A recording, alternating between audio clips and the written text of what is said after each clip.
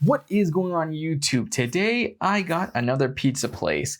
So this pizza place is called Pizzaville, as you can see right here. And you know, there's quite a bit of them here in Brampton. I've seen quite a few of them. So I was just like, let me decide to get one. There's actually one really close to me. So I was like, let me get it. So here's the box here. I just got my regular, degular, schmegular, I don't like that word, schmegular, pizza here, which is ground beef and green olives. Wasn't too bad. It was like 17 bucks for this pizza and drink because there's a deal, and I got a creamy garlic dipping sauce, so that's not too bad. Let's take a look at it here. It looks like every other pizza known to man right here, at least every other pizza that I get. So I mean, it looks pretty good, so I'm excited to try this out here. It smells like how pizza used to smell like when I was a kid, so that has to be a good sign, right? That's always a good sign. So let's go ahead and do that and set it up here. Get it leaning a bit.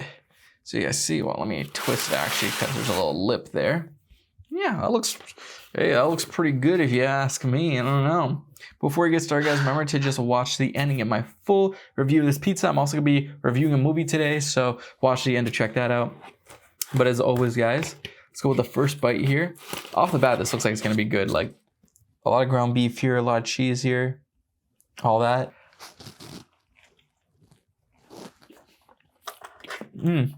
Oh.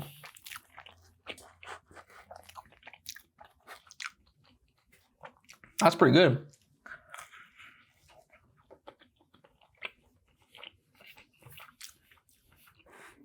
That's pretty good.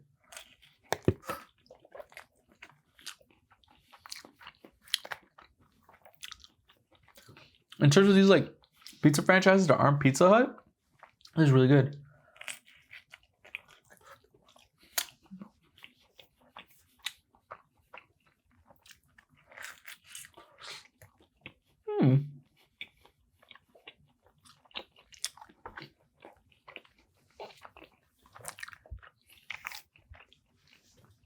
Cheese nice and melty. Because you know, a lot of times when I order these pizza places, the cheese won't be super melty. Sometimes it'll almost be like the pizza was sitting there for a long time and the pizza becomes more like solid. I think you guys know what I'm talking about here. This one isn't the case. I really like this ground beef here on this pizza. This ground beef is nice. It's not like the big ground beef like Pizza Nova, which I also like. It's like the small ones here. And it's like all over the pizza too. So that's good.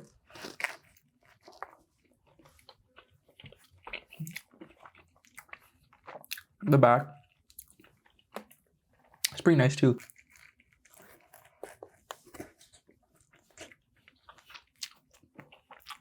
The back's got a nice crust with it. So like when you bite down, there's a little bit of a crisp. Nice texture.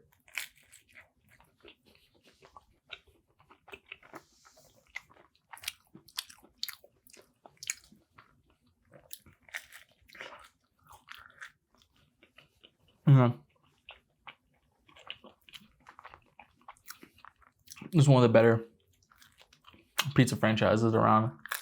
Now, I wouldn't go as far as to say it's like quality ingredients in this pizza because I'm not sure if they actually use quality ingredients, but it definitely has better ingredients than the other places. Ugh, I should have known.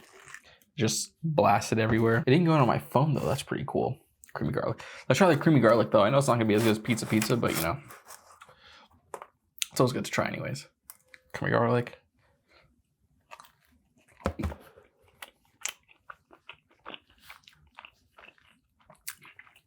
Just whatever.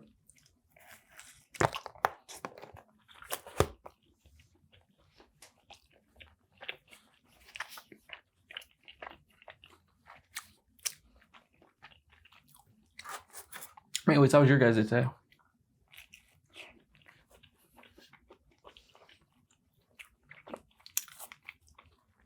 Every day is excellent. It wasn't too bad. Just went to the doctor. Again, went to the gym. And now we're here, but yeah. I just see the movie Heretic. A lot of times horror movies don't stay in theaters too long, so I had to go see it because I was about to skedaddle out the theater. But I went to go see it. Basically, the movie's about two girls who are, I believe they're Mormon. And I guess they're doing Mormon things by going to people's houses who sign up to learn more about the religion, about like Mormonism and stuff. And they end up showing up at Hugh Grant's house, right? And Hugh Grant, he's very... in the movie, he's a very charming guy. So he basically like talks to these girls and tells them, oh yeah, like I'd like to learn more, but it's like raining outside. Would you guys like to come inside so we could talk more about like Mormonism and stuff like that, right? And then they're just like, oh wait, we can't. I just have a female roommate. He's like, yeah, but wife, come in. So they come into the house.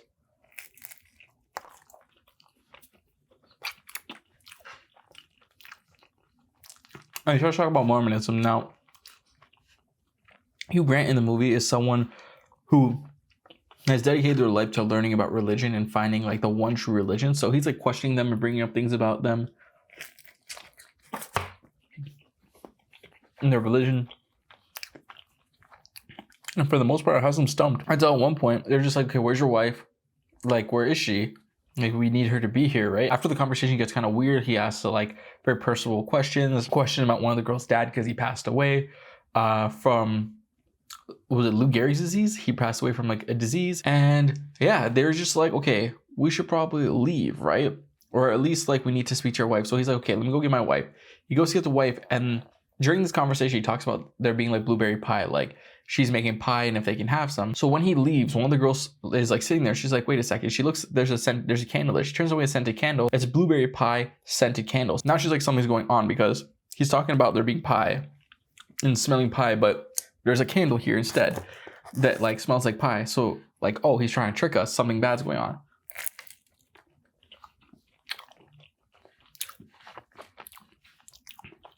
So I try to leave. Can't leave because the door's locked. Locked in the sense that like no one can get out. Or they try to call for help, but they can't because there's no signal because there's metal in the walls, which he did mention to them when they walked in. He's like, I hope you guys are okay with metals in the walls. And they're like, okay. Me, I was like, okay. I'm like, what kind of hell house are you guys walking to where there's metal in the walls? So after a while, they go into like one of the rooms in the house where he is because he was like, oh, I'll be in the other room. And this room is like a chapel. There's like a desk with 2 candles and then there's like a rose. In there, he's basically like talking to them, talking about like religion and things like that, right? And he was just like, oh, you can't leave through the front because the front is like has a deadbolt that's timed, right? So you can't unlock it until the morning. And they can leave by going out through one of the other doors in the room, which goes to the back of the house. Very strange, but there's 2 doors that lead to outside. And they're like, we don't know which one to pick. So he was talking about religion and he goes into this like whole like explanation about religion, talking about Monopoly as kind of like an analogy for religion, being like, do you know Monopoly? And they're like, yeah, Monopoly is so popular, right? And he's like, okay, Monopoly is basically like, I don't know, Christianity, I guess, or Catholicism. And he's just like, but did you know there's a religion beforehand that isn't as popular, but was the first one? And I think the game was called Landlord's Game or something like that. And it's basically identical to Monopoly. But then someone took that idea, like the lady who created Monopoly took that idea and like changed it to be more accepted by everyone else. And he's talking about, I think, Judaism as being that like landlord's game, and then like it being changed to like Christianity. And there's newer religions that spout out. Like there's like Islam, which is like the newer one, like the newest one of like the old ones. And then there's like Mormonism, which is kind of derived from Catholicism. They talk about like religion. It's always changing, intersect. And you can like predate religions. It's like the oldest religion. So he's just like, with all this information, which one do you believe? And he writes belief or disbelief on the door. And he's like, whichever one you choose will lead you out. But you gotta choose right. So they eventually choose belief. They still believe in Mormonism regardless of what Hugh Grant said. Now this movie is so different from what I expected it to be. Honestly, because I don't know what I expected it to be, but it wasn't this because I didn't watch any trailers for it. So they go through one of the doors leads to the basement. The basement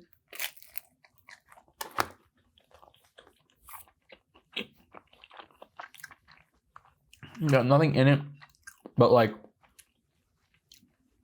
a table, and it's like leaking, and it's like all like I guess bricks around them and stuff like that. They're like, what is this? How do we get out? And then a lady comes down, like a lady who's all like like she's like basically like half dead, right? Blueberry pie. That's what she's holding. She's actually holding blueberry pie. She sits down at the table, the one table in the room, and then she eats the blueberry pie. And in an intercom, he's like talking to them, telling them, oh, like you're about to witness a miracle. Like she's gonna eat blueberry pie, and she's going to pass away and then come back to life, right? And then you will have witnessed a resurrection, a miracle, and that's because he found the one true religion.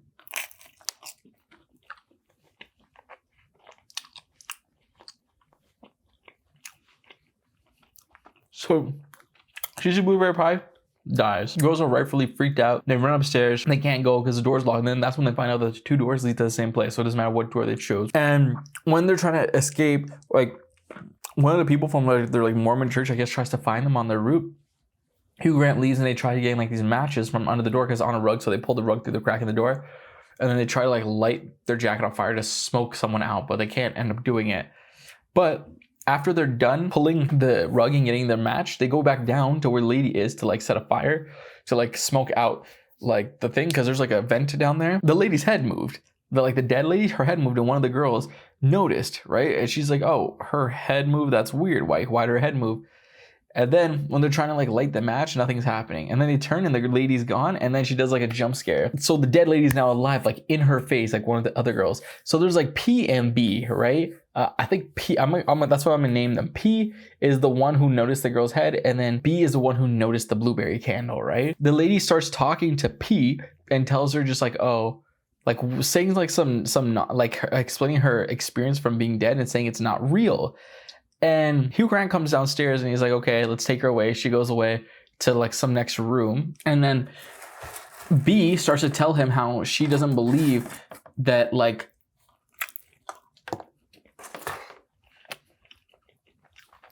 she's actually dead.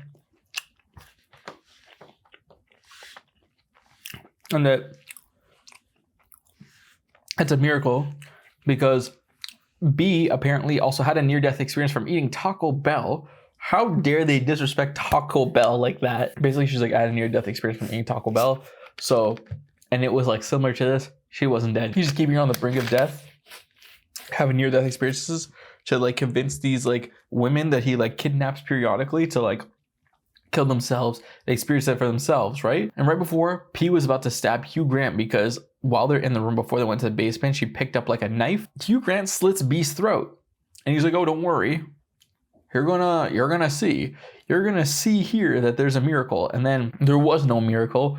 And she did come back to life. And he's like, oh well, there's something wrong here. So then he slits her arm open and puts his hand in her arm and takes out like an implanted birth control thing. He's like, oh, this is why she couldn't come back to life. And before that, B told P that like if anything goes wrong, just like try contradicting him, try challenging him on his beliefs because he wants to be right and he wants to convince them to kill themselves.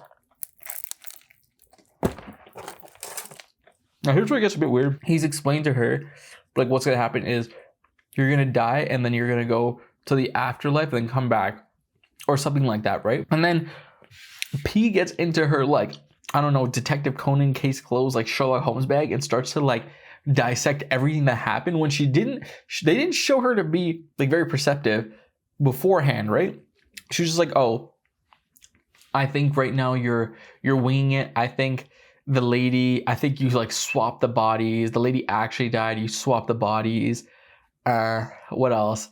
In that like the lady went off script. She said it wasn't real, which is like this whole thing isn't real. And then you had to like kill like B to like kind of, I don't like it, she like gets really in depth about it out of nowhere. And it's like you had to kill B to like convince me to try to kill myself. You're trying to make us die at our own fault.